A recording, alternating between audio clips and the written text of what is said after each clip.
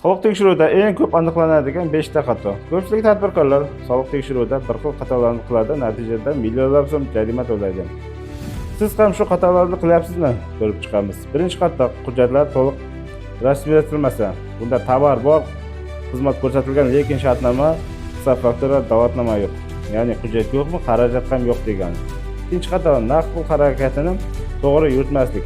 Ya'ni kassa intizomiga rioya qilmasa yoki tushumlar to'liq aks ettirilmasa, bu tekshiruvda birinchi ko'rinadigan muammolardan biri hisoblanadi. Uchinchi xato: firma haqida umuman ma'lumot to'planmasdan kontrakt ishlash, ya'ni keyin ma'lum bo'ladi, hamkor firma faoliyat yuritmagan yoki soliq xavfi yuqori bo'lgan jamiyat bo'ladi. Bu esa sizda kelajakda jiddiy muammolarga sabab bo'lishi mumkin. To'rtinchi xato: ishlarni norasmiy tarzda ishlatish. Bu bilan siz soliq qonunchiligi emas, balki mehnat qonunchiligini ham buzgan hisoblanasiz.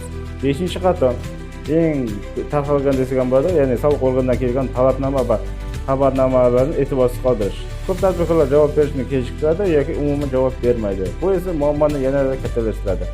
Agar siz tadbirkor bo'lsangiz, hujjatlarni bugunning o'zida tekshirib chiqing.